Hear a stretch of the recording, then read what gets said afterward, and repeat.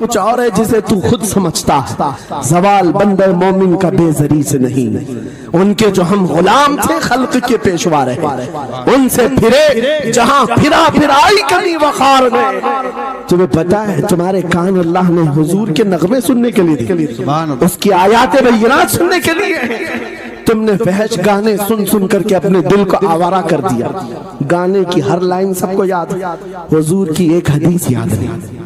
یہ کیسی افسوس کی گھڑی ہے، نبی سے پیار کی بات، محبت کی بات کرتے ہیں، جان دینے کی بات کرتے ہیں۔ اٹھاؤ کسی جوان کو اور پوچھو 4 لائن سنا دے اپنے نبی کی بات۔ حضور حدیث کس طرح، حضور کے الفاظ کس طرح تھے، حضور کی حدیث کیسی تھی؟ شاید ٹائم فش ہو جائے، لیکن یہ مجرے کرنے والے، ناٹک کرنے والے، نچنیوں کی باتیں ہر ایک کو یاد ہو جاتی ہیں۔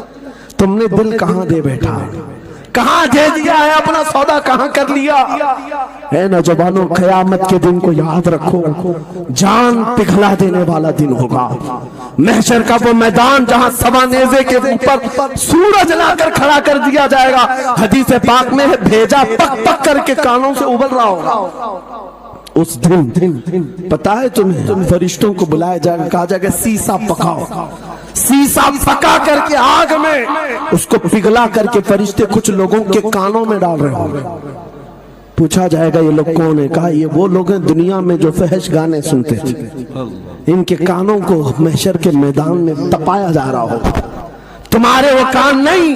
اس لیے میں کہتا ہوں نفاق پیدا ہوتا ہے، زنا کی عادت آتی ہے گانے زیادہ سننے سے۔ سننا ہو تو کیا سنے، تمہارے کان رکھے گئے ہیں کس کے لیے؟ جس دن تم یہ سننا شروع کرو سب سے اولا وہ اعلیٰ ہمارا نبی، سب سے بالا وہ والا ہمارا نبی، خلق سے اولیاء، اولیاء سے رسول، اور رسولوں سے اعلیٰ ہمارا نبی، ملک کونین میں انبیاء تاجدار، تاجداروں کا آقا ہمارا نبی، بجھ گئی جس کے آگے سبھی مشالے، شمع وہ لے کر آیا، جس کے تلووں کا دھون ہے آب حیات، ہے وہ جان مسیحا۔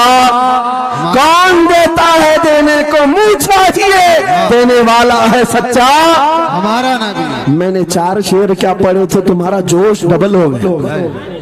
کیوں؟ یہ تاثیر ہے نبی کی محبت کی۔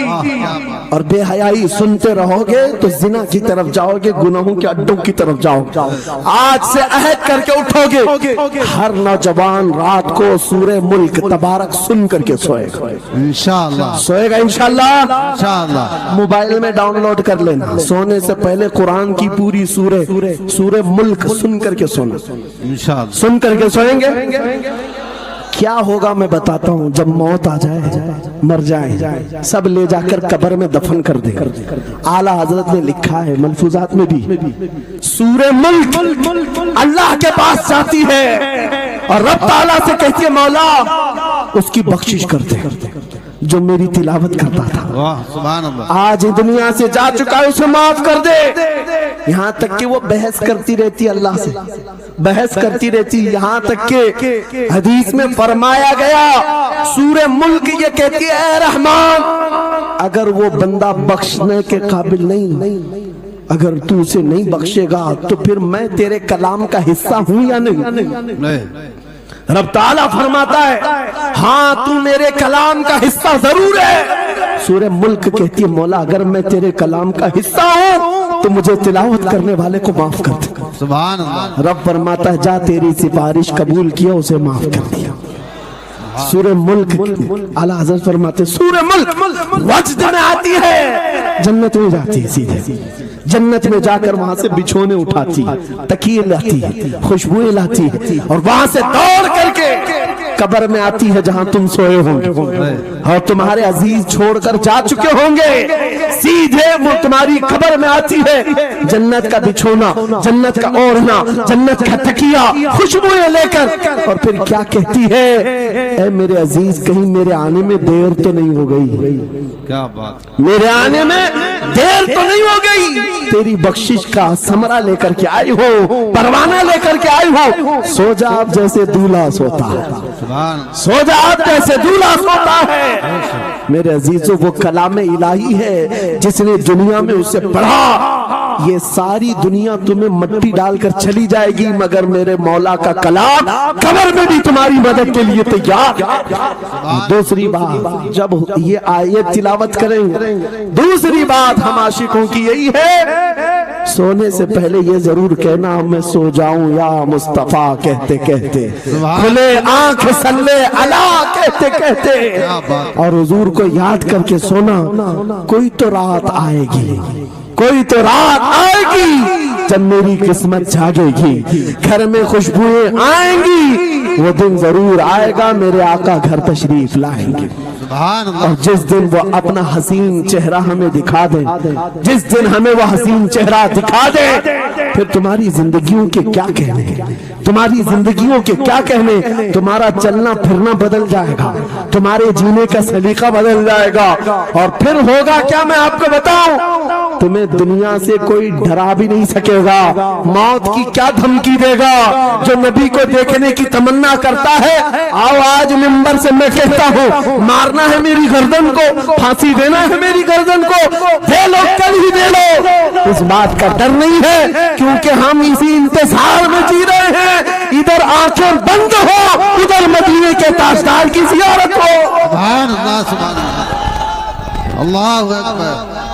میں مروں تو میرے آقا یہ ملائکہ سے کہنا، اسے کوئی مت جگانا ابھی آنکھ لگ گئی ہے، تیرے دامن کرم میں جسے نیند آ گئی ہے وہ فنا نہ ہوگی اسے زندگی ملی ہے۔ اگر حضور کو دیکھنے کی طرف لے کر کے جیتے ہو نا، موت کا بھی درد نہیں آئے گا، موت کا درد بھی نہیں آئے گا، اور ڈر بھی نہیں آئے گا، خوف بھی نہیں آئے گا۔ دنیا سب سے زیادہ اگر کسی بات سے ڈرا سکتی ہے موت ہے، اس کے بعد کیا ہے؟ سب سے بڑی سزا دنیا کی موت ہے۔ موت مومن کے لیے حادثہ نہیں ہے، موت مومن کے لیے تحفہ ہے۔ عاشق رسول جب قبر میں جاتا ہے، ارے ایرا غیرہ نتھو کھیرا کیا ڈرائے گا؟ قبر میں جانے کے بعد عاشق رسول کا حال تو یہ ہے، منکر نکیر آتے ہیں، کالی کالی نیلی نیلی آنکھیں کالا چہرہ لے کر جب وہ جھنجھوڑ کر اٹھاتے ہیں، عاشق رسول کیا کہتا ہے جانتے ہیں؟ اب تو پائے ناز سے اے فرشتوں کیوں اٹھوں، اب تو پائے ناز سے اے فرشتوں کیوں اٹھوں، ارے مر کے پہنچا ہوں یہاں اس دل ربا کے واسطے، کیا بات ہے، حضور کو دیکھنے کے لیے آیا ہوں۔ حضور وہاں تشریف فرما ہوں گے، حضور کی طلعت وہاں پر بھی ہوگی۔